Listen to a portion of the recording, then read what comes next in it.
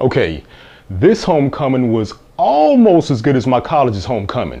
I mean, minus the drinking and the parties. Spider-Man Homecoming up next. Let's go!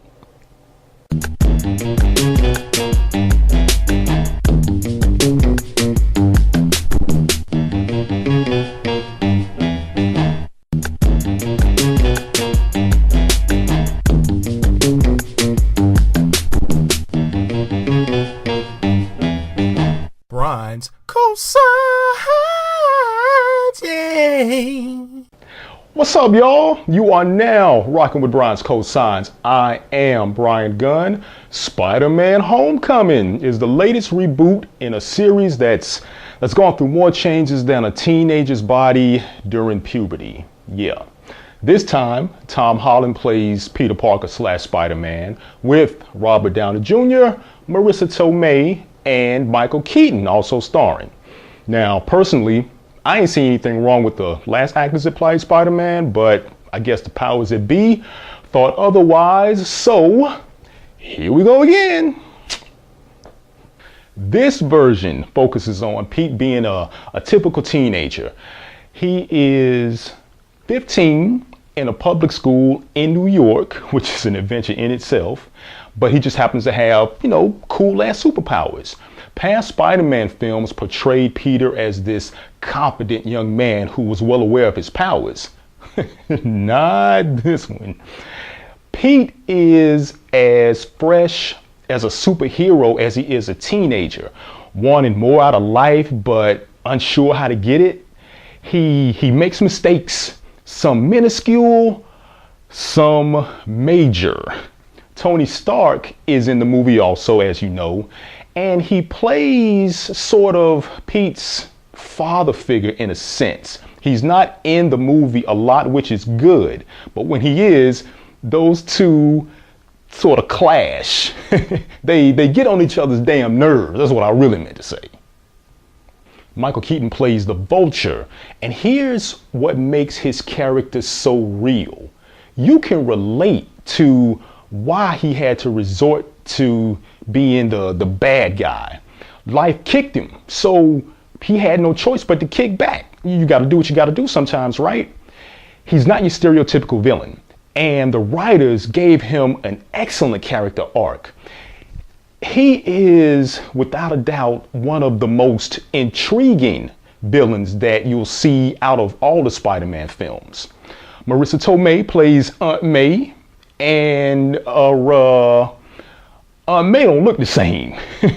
Listen, she is younger, and yeah, if I were one of Pete's friends, I would want to spend the night more.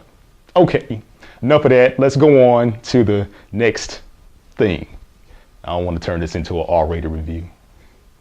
Spider-Man Homecoming is loaded with action. And is it just me, or did this particular one have the illest fight scenes and action sequences more than the previous ones? I mean, planes, ships, cars. God almighty, they are fighting everywhere. And Spider-Man's suit, oh my God. That's all I'll say. But you'll love it. You'll love it, I tell you. The cast in Homecoming is pleasantly diverse. Zendaya is the quirky Michelle. Laura Harrier plays Pete's crush Liz. Jacob Batalon is Pete's homie Ned. And Tony Revolori is Flash Thompson. Everyone has great chemistry. Nothing is forced. One thing I liked about this movie is Pete's vulnerability. There's this defining moment scene involving Peter, and when you see it, you're gonna want to be like, somebody help this kid, because he's a kid. He has that innocence that the previous actors just didn't have, and I'm not throwing shade on them at all. They were great, but Holland is great. This movie is great, and this is one homecoming that doesn't need a marching band or a football team.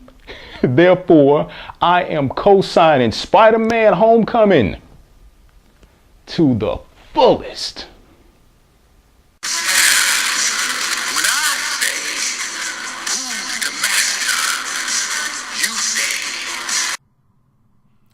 Spider-Man Homecoming. Spider-Man, Spider-Man does whatever a spider can. Hey, look, I am so glad Spider-Man is finally back home where he belongs with the Marvel Cinematic Universe, thus the title Homecoming. There are Easter eggs spread throughout this movie, and stay for the end credits.